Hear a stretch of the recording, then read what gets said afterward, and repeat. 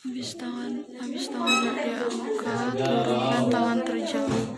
Kemarin kan kita ke ataskan ya, tangannya luruskan, kemudian tutup yang sebelah kanan, periksa yang sebelah kiri. Nah, di sini kan kita tutup sebelah kiri. Kita lihat puting susunya. Puting susunya menonjol, datar atau tenggelam, karena bisa mempengaruhi proses laktasi pada saat menyusui. Nanti kan akan mengalami kesulitan kalau dia tenggelam atau datar. Itu. Kemudian lihat dari puting susunya bersih atau tidak. Jadi kita lihat, ibu ini puting susunya agak kotor ya, saya bersihkan ya. Kalau dia kotor, dibersihkan dengan menggunakan kapas. Dikasih air BTT atau kapas dikasih baby oil. Boleh. Kapas kosmetik.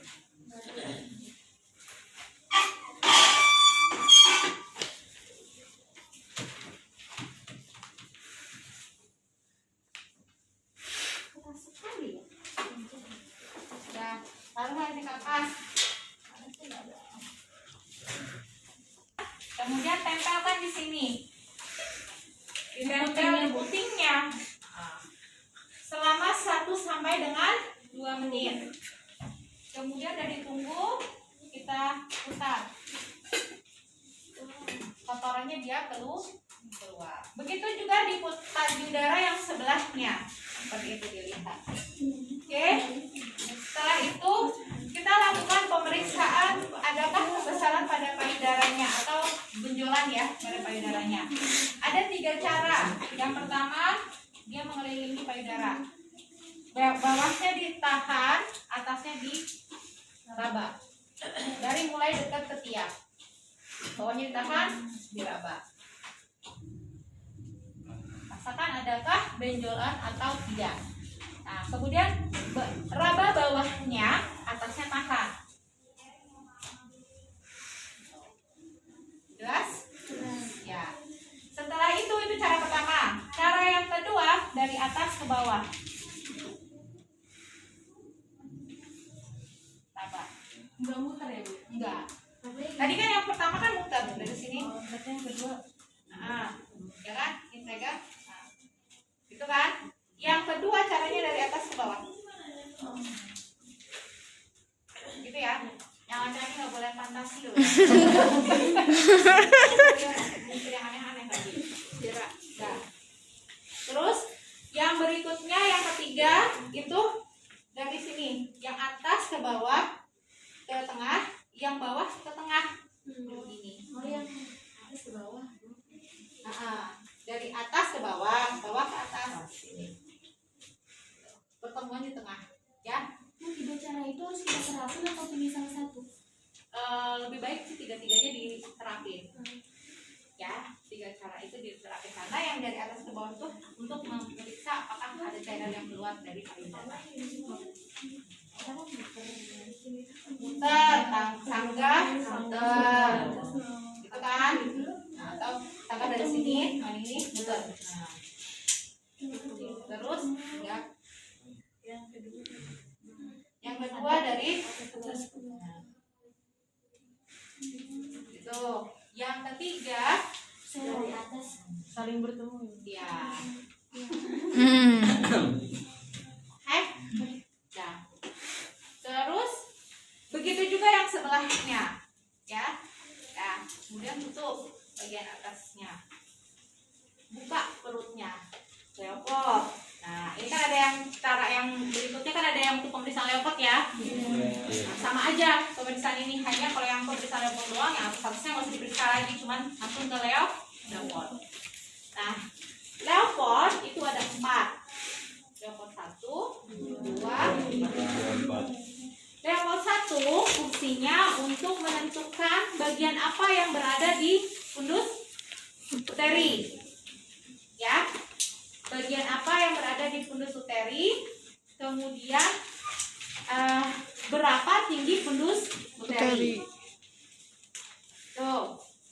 Bagian apa yang berada di fundus uteri itu kita bisa tahu dari perabaan. Apakah dia kepala, ataukah dia bokong, ataukah dia punggung, ataukah bagian kecil janin.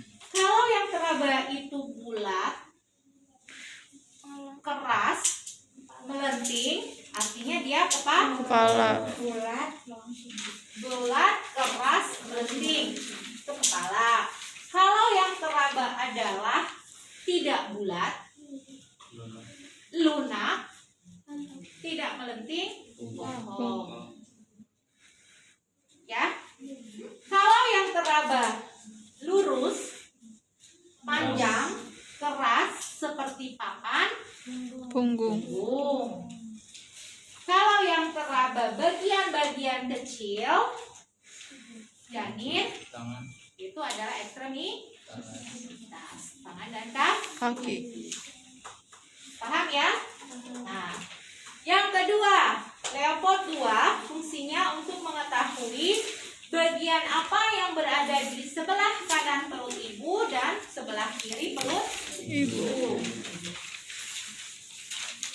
Tuh. Leopold 3 untuk mengetahui bagian apa yang berada di simfisis dan apakah sudah masuk ke pintu atas panggul.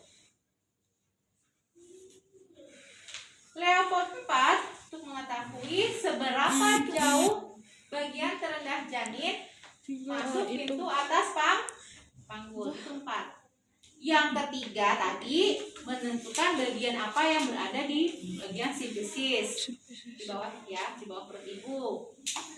Sudah masuk PAP atau belum? Leopold 4 menentukan seberapa jauh dia sudah masuk PAP. Nah, sekarang coba lihat ibu. Ya. Ibu, saya lakukan pemeriksaan perutnya dulu ya, Bu. Saya periksa papasnya dulu ya, Bu. Ambil meterannya. Dekatkan. Nah, kemudian tangannya digini dulu. Tangan kita. Bukan cuci tangan, dihangatkan. Takutnya dia nanti kedinginan. Tapi kalau pakai handphone sih nggak selalu dingin. Nah, saya periksa ya, Bu. Ibu tekuk kakinya ya. Kakinya ditekuk supaya perutnya lebih kendur. Ditengahkan dulu. Ya, ini ambil, tarik. Ini namanya mengukur tinggi fundus uteri. Ukur. Normalnya tinggi fundus uteri itu kalau menggunakan meteran plus minus 2 cm dari usia kehamilan. Jadi kalau ibunya usia kehamilan 28 minggu, tinggi fundus uterinya adalah rentang antara 26 sampai dengan 30 cm. Jadi kalian sebutkannya nanti 27, 28, 26, 29, 30 itu masih normal. Tapi kalau dia kurang dari 26, artinya dia kecil janinnya.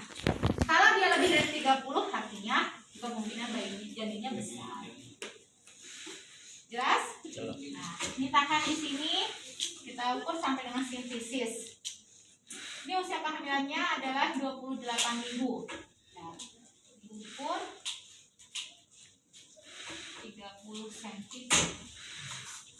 Banyak. Berarti kan normal kan?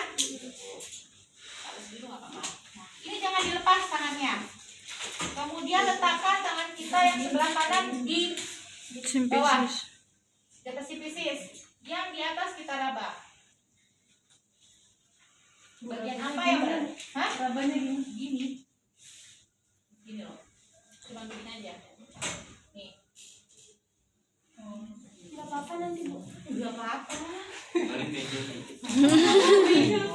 Kalau nggak benjol nanti agak gepeng-gepeng gitu. Iya. Jadi kalau kalian ada anak palanya gepeng, mungkin ketekanannya terlalu kuat. Ya, tahan di sini. Kemudian goyang, digoyang. Nah, apa yang teraba? Keras, bulat, cepat melenting, artinya dia Kepala. ataukah lunak, tidak keras, tidak melenting, melenting. tidak bulat ya, tidak bulat dan tidak melenting, bokong. Nah, normalnya bokong itu di atas, di fundus itu teraba bokong. Itu normalnya. Sehingga di bagian bawah adalah kepala. Teraba. Di sini bokongnya, Bu. Nih. Bokongnya ya. Nah, kemudian tangan yang sebelah kiri pindah ke perut sebelah kanan Ibu. Tangan sebelah kanan pindah raba di sebelah kiri perut Ibu. Ibu sering ditendang-tendang, rasanya sebelah kanan atau sebelah kiri perutnya? Sebelah kiri. Oh, ini. Ya, Bu, ini bagian-bagian kecilnya ya, Bu ya. Ini kaki sama tangannya nih, Bu. Coba deh pegang. Nah, terus tahan. Pegang lagi, raba lagi. Ini teraba lurus, panjang, keras seperti papan. Ini punggungnya ya, Bu. Coba dari sini, Bu. Pegang sama dia. Nah, pindah lagi tangan kita ke atas, bagian bawah kita meraba. Ini level 3. Kepalanya ya, Bu, di bawah ya. Belum masuk pintu atas panggul ya, Bu. Masih normal kok tadi. Ya. Coba Ibu luruskan kakinya, Bu. Luruskan level 4. Raba. Belum masuk ya, Bu ya, masih di atas ya. Itu pemeriksaan level 1 sampai level 4. Setelah itu kita dengarkan denyut jantung janinnya, detak jantung janinnya. Detak jantung janin itu terdengar di area punggung. Kalau ibunya tadi janinnya teraba di sebelah kirinya punggung, maka dia sebelah kiri, itu namanya punggung. Sebelah kanannya punggung, berarti kita dengarkan jantungnya di sebelah kanan. Dengarkan dengan menggunakan Doppler, tapi ini Dopplernya kan nggak ada ya, kita anggap ini Doppler. Kasih gelnya, tadi kan punggungnya sebelah kanan.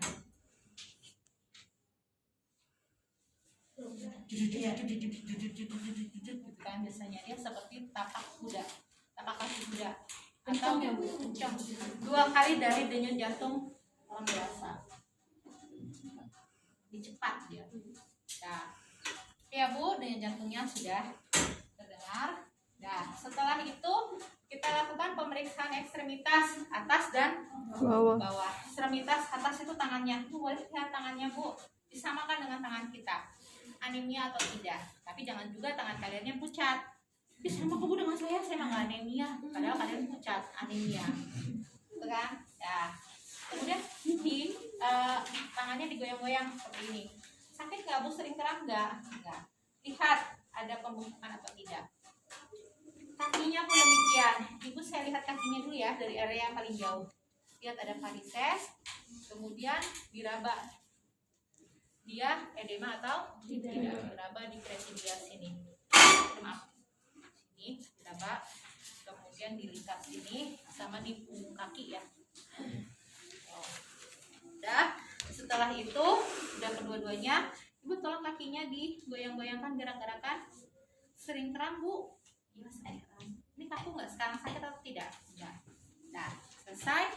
Ibunya suruh duduk, periksa CVAT, costo vertebra angle tenderness. Dilihat CVAT itu punggung, pinggangnya sini. Costo vertebra angle tenderness. Nah, suruh duduk, periksa refleks patella. Teknya apa Bu? Teknya angel tenderness. Costo vertebra angel tenderness. Sudah? Oke. Itu setelah selesai, baru kita sebutkan hasil pemeriksaan. Nah, di sini kan pinggul. Nah, pemeriksaan hasil pemeriksaan kepada klien, mengevaluasi respon klien dan kontrak untuk tindakan selanjutnya atau TKPL. Nah, jadi udah selesai ya. Ibu tadi sudah selesai saya lakukan pemeriksaan fisik pada Ibu ya, dari mulai kepala sampai dengan kaki. Hasilnya tekanan darah Ibu normal, suhunya normal, kemudian tadi sudah dengar juga ya detak jantung janinnya ya, itu juga udah bagus normal ya Bu ya, kepalanya udah di bawah tetapi belum masuk pintu atas panggul, itu masih hal yang wajar. Nah Ibu, bagaimana perasaannya setelah mendengar detak jantung janinnya? Bahagia. Bahagia, senang ya Bu ya, tetap dijaga ya kehamilannya. Nanti kalau ada keluhan, Ibu segera datang. Jadwal kunjungan lagi itu adalah 1 bulan ke depan di tanggal yang sama. Boleh Ibu datang lagi kembali kemari ya. Oke Ibu, ada yang ingin Ibu tanyakan? Ada. Kalau tidak ada yang ditanyakan, nanti kita ketemu lagi 1 bulan lagi untuk pemeriksaan kehamilan ya Bu ya. Baik, saya tinggal ya Bu, terima kasih. Nah, itu.